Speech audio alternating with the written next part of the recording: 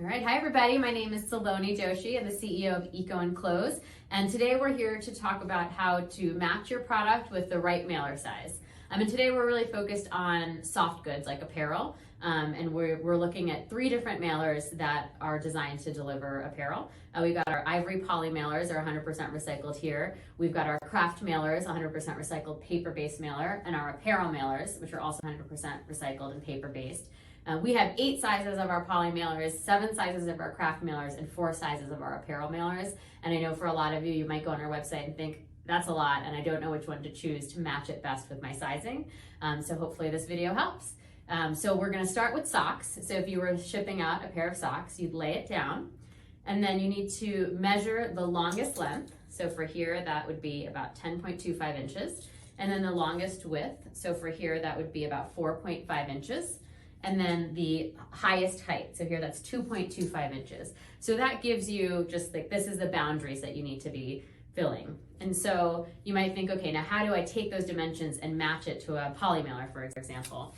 So this is our second biggest poly mailer, and it's a 7.5 by 10.5. I mentioned that the longest length is 11. And so unless I wanted to crush the top of that, this would be a bit of a tight fit. So I'm not gonna go with this one. In fact, I'm gonna go with the one that's just one step up, which is a 9 by 12 poly mailer. And you can see that really fits pretty nicely. And it allows that cardboard to stay uncrushed. So now moving on to the craft mailers, I would look at, we've got a 6 by 10, and that would be too small here. What's really cool is that we have another similar size. It's a 6 by 12, but it also has a gusset on the side. So that makes this an interesting choice for these socks, which you can put sort of right in there. And it expands to fill that, to sort of fill that thickness, and it goes over like that. So that would be a really great fit for those pairs of socks. And then with our apparel mailer, we've got our smallest size, which is a 7 by 9. For these pair of socks, I would pick the next biggest size, which is a 10 by 13. Let me put that in there, put it down, and that would be a really nice fit as well for those socks. All right, great. So next we're going to be looking at a large t-shirt. That's right here. So put it down, and I think the interesting thing to know about something like a t-shirt is that you can obviously fold it to be thinner and longer, or thinner and higher. So I'm just gonna measure it the way that I folded it here, but if I needed to, I can refold it so that it's tighter. So for now, I'm gonna measure it this way. It's 7 inches by 10 inches by 1 inch. So 7 by 10 by 1. And so as I'm thinking about my mailers here, I would likely think about either using a 7 by 10, which would probably require me to tighten the folding a little bit, or it could fit, you know, pretty nicely into a 9 by 12 mailer. You can see here, like that. Now looking back to a 7 by 10 here, I would probably avoid these smaller craft mailers altogether and go to this next size, which is an 8.5 by 12 inch craft mailer, and that should fit pretty nicely. The thing to always think about is when you're moving to paper mailers from poly, you do want to get a little bit bigger. You really can't overstep your paper mailer because it's more prone to tearing than the poly mailer is. So while you might be able to get a tighter fit on the poly, you want to give it a little bit of room on the paper mailers. And then for this same t-shirt, I would put that in the 10 by 13 apparel mailer again, not wanting to fit it too tightly into the 7 by 9 paper apparel mailer. And that would fit pretty nicely just like that. Okay, next we're going to move on to something bigger. We'll move on to a pair of jeans, which will start to use some of our larger sizes. So we've got them right here. Again, like most apparel, you can sort of think about folding it differently if you need to, but I'll just measure it the way it is. So at the longest here, this pair is almost 12 inches by 11 inches by about 2 inches. So looking at here then, what I would probably look at here is a 12 by 15 inch poly mailer right there.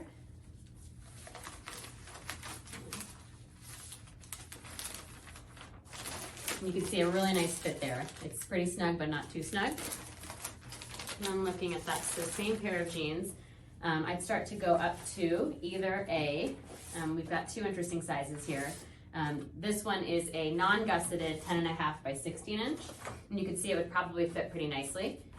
That said, for this one, I may consider, because jeans are a little bit bulky, this Gusseted larger mailer that we have, which is a 10.5 by 3.75 by 19, and it could fit really nicely in there.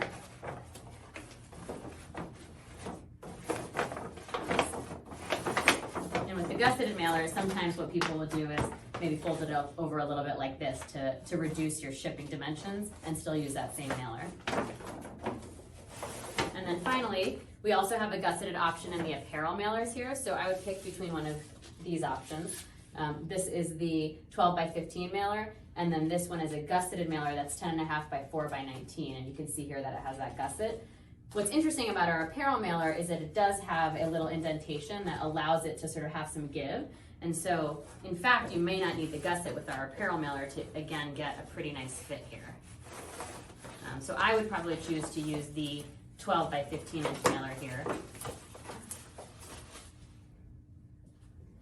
All right, next we're gonna go to this great Patagonia vest over here. And this is a really interesting item because it's pretty lightweight and it sort of like collapses when you sort of touch it and squeeze it up, but it is generally pretty bulky. So you wanna be considering that as you're matching the dimensions to your mailer size, and you probably wanna give a little bit of give for how bulky it is. So I'll just measure it here. It's 14.5 by 11 by 3. And so looking at those dimensions, technically I may be able to fit it into a 12 by 15 mailer, and if that's all you had on hand, that would probably work. But likely, if you sold a lot of these, you might pick a larger one, the 14.5 by 19. Put that in there. And one thing that's really cool about our poly mailer that you may or may not know about is that we've got these 2 adhesive strips, which makes it great for returns. For apparel companies, they often get, a lot of apparel companies get 30% of their orders returned or exchanged. So this makes that really easy for your customer. You take this top strip off, seal up your poly mailer, then when your customer opens it, they'll reveal the second strip that allows them to use it for returns or exchanges, which is really cool.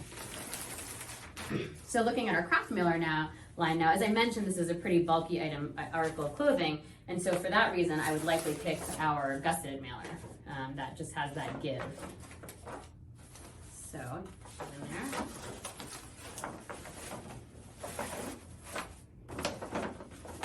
You can see that fits really nicely. And then again, for the apparel mailer, I would likely make that same choice. As I mentioned, we have a Gusseted line of apparel mailers, and I think that would be a really nice fit for this particular item.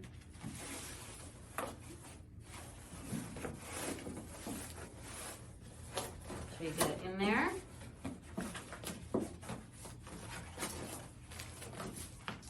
And then that has a really nice finish to it.